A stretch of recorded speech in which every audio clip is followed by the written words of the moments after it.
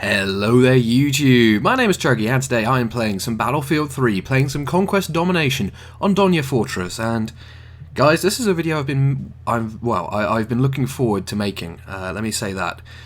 So, I have played Battlefield 4, and goodness gracious me, if you follow me on Twitter, you will have sort of seen my reaction to it as I basically played the game. Pleased to report, goodness gracious me, is it in good health, and wow, am I looking forward to it more than ever. To be honest, I've got a load of notes here. Things I noticed, things I wanted to check out, and I really have no idea how I'm going to approach it. I'll say that much. What I'm going to try and do is talk about as much as I can, or can recall and can get through in this gameplay here. If you have any questions, please do feel free to leave them down in the comments below, and I'll try and answer as many as I can. Because put frankly, Battlefield 4 I think can be described by the devil in the detail. There's always the sort of saying that, it's always in the little details, the devil is in the detail. Goodness gracious, Battlefield 4 has got the details down. It's the little things which make a huge impact when combined, which really make it feel like, well, a whole new Battlefield experience. I remember when I first started playing Battlefield 3, having come from Bad Company 2 and all the other Battlefield games I've played, and going, blimey, this is quite a step change. It's a little more complex, a little faster paced, a bit more going on. Battlefield 4 is going to be an equal jump again. Not because, the PTFOing has changed or anything like that, but just how the dynamics have changed.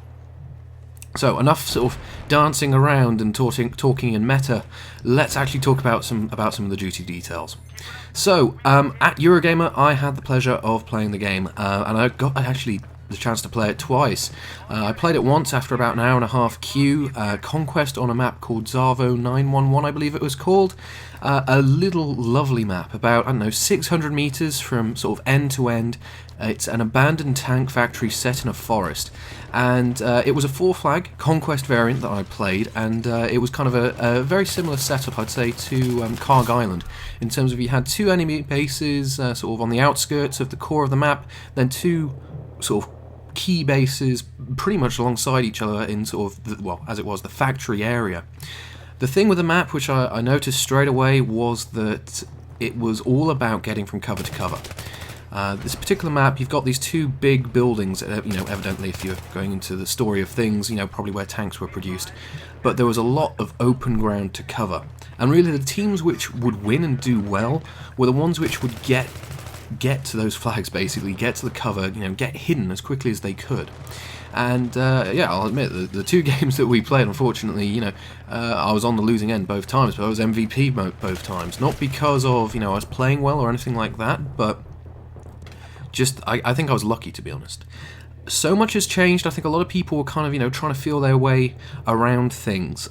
So, for instance, I played all of the kits bar support. Unfortunately, I didn't get an opportunity to probably get going with a light machine gun or anything.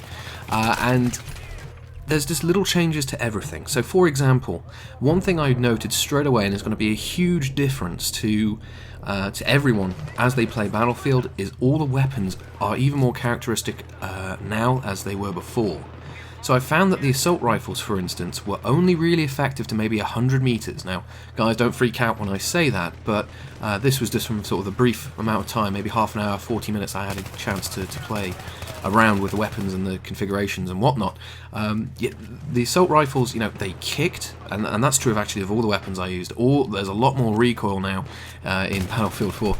They kicked, they had each weapon had its own unique feel and character, and you could tell by using it, or using the various weapons, that it's going to be a case of, you get to know a weapon and you're going to know how to best to use it.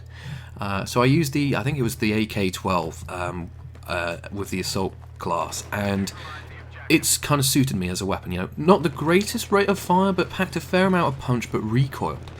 And once I figured out, okay, I can't take these long shots, I've got to be, precise, little up close and personal, fire from the hip if I'm really in trouble, aim down sight time will punish me. I started to get going with it, and I must have been on at least a 10 or 11 sort of kill streak, and, although I wasn't looking for kills, I was playing the objective at the time, because of the kick, because of the way that just the weapon felt, and, how people were approaching things, it just felt so very rewarding to actually be an infantry fighter. And the really nice thing was that when I ran out of ammo, basically, there was a commo rose, there was everything I could ask for ammunition, and people were able to chuck down like the little mini ammunition packs which you have now, as well as the big ones, and you could get resupplied. Now, before that, actually, I actually got a chance to ask for some ammo. I had to go down to my sidearm, and this was the second big thing that I noticed as I was playing Battlefield 4, that the sidearms now are actual, I wouldn't call them primary weapons, but you can really rely on them now. They kick a lot. They have a lot of punch behind them, and I was able to easily take down 5-6 guys with my handgun. I forget which it was. Once I'd run out of ammunition from my primary, just by using it, smartly, peeking from behind cover, making sure I aim for the torso and at the recoil, carrying my aim up to the head, this kind of thing. Just really very satisfying. I think the only way I could kind of equate it is, if any of you have played Payday 2, you'll know the importance of having a decent secondary. That is what it reminded me most of as I was playing the game. So that was fantastic, and the flag play, well, there's again lots of little tweaks. So for instance, when you're capturing a flag now, you get rewarded for the amount of capture that you take, not just if you're there when it dings. So there was a situation, I was defending the home flag, I was retaking it from the enemy, and a squad mate spawned me, which was great. We start to take the flag faster, and I think I got to about I was rewarded about 80 or 90 points in this process, and all of a sudden I see someone spotted a group of enemies coming up on our left-hand flank. I thought, oh blimey, time to go. Now, if this were Battlefield 3, I would lose any points because, I wasn't there when the flag was captured. But now I got that 80-point reward, and I think I got an assist as well for the capture. So I got a good, I don't know, 180 points for the capture out of 250 or so, purely because I was there, which I thought was a great tweak. It means that, if there is an attack coming, you can kind of respond to it rather than being pinned down in the capture area. Another thing to mention, talking about spotting and things, is that, well, we were playing Battlefield 4 on the Xbox One, and I think it's the first time the Xbox One has been playing Battlefield 4 publicly anywhere in the world. And well, I'm pleased to say, first of all, for sort of the next gen consoles and everything else, goodness gracious me, it's gorgeous. So the way I'd sort of describe the graphics is not quite on par with Battlefield 3 on Ultra, but pretty damn close. Some of the textures perhaps could be in a little sharper. You could tell if you've played Battlefield 3, for instance, on Ultra. The particle effects and things were very pretty. You didn't get all of that, but solid 60 frames per second, and it was gorgeous. Honestly, the explosions, it might just be me, but I swear the explosion effects have got nicer. Just looks so pretty. I mean, there were a few moments where you kind of go, "Ooh, this is quite pretty," and I thankfully didn't catch a round in the back of the head because I was doing that. But you were taken back as light was going through trees and the such. Just incredibly pretty. For instance, this particular map, you have these urban areas, but you've also got this forested element. And there was this in the first game that I played. We had gained sort of 3 of the 4 flags. We gained our home flag and the 2 flags in the middle of the tank factory, and we decided to properly assault the enemy at their home base. And that involved us going through a little sort of hilly area, attacking the A flag, and it was actually a proper challenge to get up close and personal with the enemy, because the undulation, the trees, the shrub, the cover, anyone could have been anywhere, and it was very kind of almost intense to all of a sudden go from this urban fighting where it was pretty clear cut. If you saw relatively speaking, soft shape, not a hard edge, you could pretty much take a good guess that was an enemy, to suddenly, have to contemplate everything. It was a complete step change, which was really nice, actually. It was, put you on your toes. Anyway, we got to the flag, and another thing that I noticed is the destruction has been taken up a notch. We've heard this levolution term banded around quite a bit. But seriously, it was a case of, more bits of the building would come away, there'd be more dust kicked up, more little bits and pieces thrown around. We were in this building capturing the flag, and all of a sudden, sort of an enemy APC carrier comes, barreling in, and it smashed through one of the walls, and thankfully I was sort of on the other side of the room, but it scared first of all the hell out of me with the dust and everything which got kicked up.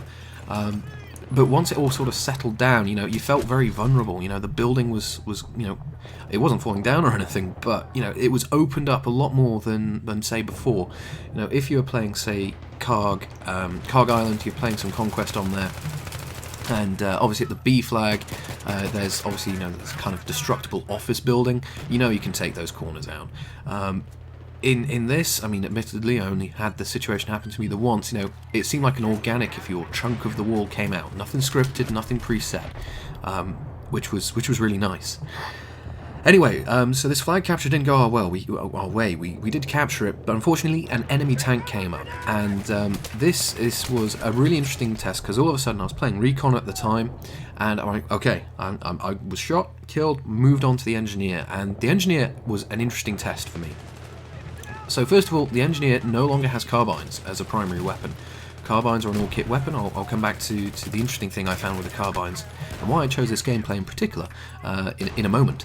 But basically, the engineer kit becomes with an SMG now as their primary weapon, and you cannot use those things in like a carbine, say, as I'm doing here. They are purely a close quarters weapon, and if you try and engage anyone over 20 or 30 meters, you are in trouble. Basically, you'll just spray ammo, recoil up to the sky, and you will have given yourself away more than anything, and you'll have a really hard time trying to get the upper hand on whoever you've engaged. The other thing I found with the engineer is that the rockets, so I was playing as a Russian, so I had the RPG-7, they took a little longer to reload, but I think that they were doing quite a bit more damage to vehicles. So, as I was saying, I was at this A flag and a tank rocked up, and I was like, okay, let's bring out the RPG. And I fired square in the middle of the armour. The tank was facing front to me, and it did 24 damage. Now, I know obviously you've got this varying this damage system in Battlefield 3 where, if you attack the rear perfectly, 90 degree on, or 100, or straight at the back of the engine, say, that's a straight disable. I'm not quite sure, what the damage output would be. I didn't get a chance to pull that shot in Battlefield 4, but it felt to me like I did a lot more damage to that tank than I would have done, say, in Battlefield 3. I don't know if it's a case of 4 RPGs to the front will disable it, I can't remember off the top of my head, but it felt like I had more of an impact as an engineer, which was nice. Now, once all that had finished off, there was kind of a bit of a tug of war for the middle two flags in this industrial complex, and it was a good opportunity to switch back to the Recon. Now, as we know in Battlefield 3 and previous Battlefield games, the Recon class, or Sniper class as it was back in the previous iterations of the game, you got your sniper rifle, and that's what people did. They sat up on a hill somewhere, and they just used their rifle. And don't get me wrong, you can do that now, as long as you're productive, spot people and the like, you will do perfectly fine, and you'll be a credit to your team. But to try and, I think, to promote, people to run around a bit more and such, you can now pick, for instance, the carbines and other such weapons, such shotguns, etc. DMRs for all kits, which is a really nice touch. And the reason I was playing some Battlefield 3 using this carbine, the M4 in this case, was, okay, let's get some carbine going. I know that when I want to play Battlefield 4, I want to be using that carbine, doing some aggressive work, and using the C4 to destroy some tanks and such. This is where the recoil got to me, and I do want to emphasise this point. The recoil was pretty brutal, and the distance drop-off thing I mentioned before, you're good to maybe, 75 to 100 meters, but then the recoil really makes things a little more difficult. And it meant that actually, if I had the chance to go again, I wouldn't have been using, as I was, the ACR. I would have been using the, say, the G3 or M14, more of a DMR rifle. It was really nice, again, to see that the weapons have got these kind of characteristics to them, as of they would in real life. So definitely you want to be contemplating your weapon choices per map, depending on where you see yourself engaging people. And now another nice piece to talk about is the actual attachments. Now, once I realised, oh blimey, this carbine ain't great at range, I decided to stick a heavy barrel on it, and the ACR, it changed its character quite significantly. And then when I was messing around with the various grips, and optical attachments and other such, you could really see a sort of difference per attachment now. Whereas in Battlefield 3 you could stick, say, a heavy barrel and foregrip and you'll get the same effect across all the weapons, I didn't feel that was necessarily the case in Battlefield 4. So I think the attachments are going to be something which you guys will definitely want to consider and make sure you pick per map and per weapon, and obviously how you intend to play the round out. But finally, and I think most importantly, I'm really pleased to report that I really could not find a single fault with Battlefield 4.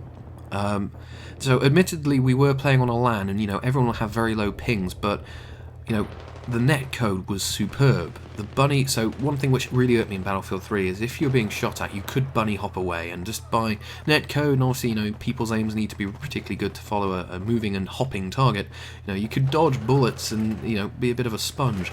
You can't do that anymore in Battlefield 4. Not only was there kind of a little, cooldown, a little, you can't just constantly hop away and run for it that way.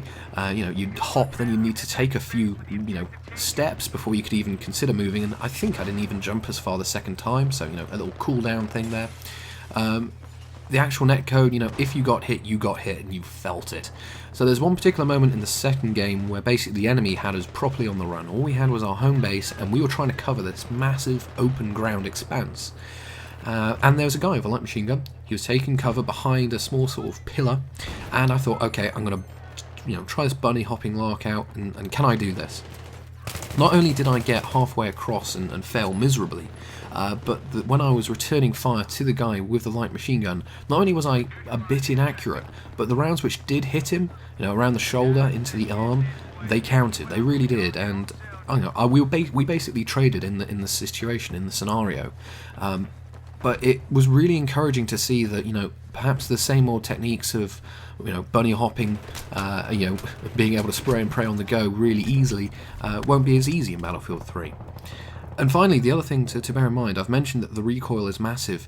The fast-firing automatics will have a nice advantage in terms of, you put more rounds down range, but you've really got to manage that recoil, and I think it's going to be a big culture shock to everyone as they first go into Battlefield 4 for the first time, to basically, change up their playstyles as required to make sure that they can get, obviously comfortable with the game, having come from Battlefield 3. Anyway, so I've only gone through, maybe half of the stuff that I wanted to talk about. I want to talk about sort of how, for instance, the game ran. It was 60 FPS. Was there any slowdown or anything like that? To answer the question briefly, no, but there were a few bits and pieces. Battle pickups, how vehicles and stuff worked. There's so much more to talk about, but unfortunately I have run out of time. Anyway, guys, to sum it up, Battlefield 4 far surpassed my expectations. I had high hopes. They've been well and truly, smashed. The beta is coming very, very shortly. Get it downloaded and get ready for, I think, one of the most challenging Battlefield experiences you could ever have. It was a pleasure to play. It was well worth the hour and a bit I had to queue one time, and about half an hour the second time. DICE have done it again. They've put a lot of confidence in me going forward, and they already had me interested. It's just done more to cement the deal. Anyway, guys, I hope you've enjoyed the gameplay and the commentary. Any questions, please do feel free to leave them down in the comments below. More than happy to answer as many as I can. And if you want to see some more content from myself, Battlefield 4 and the like, feel free to subscribe. If you could leave a like, dislike, whatever you believe the video deserves, that'd be fantastic as well. Anyway, guys, I've been Chuggy. Thank you so very much for watching. I'll see you next time, out on the battlefield.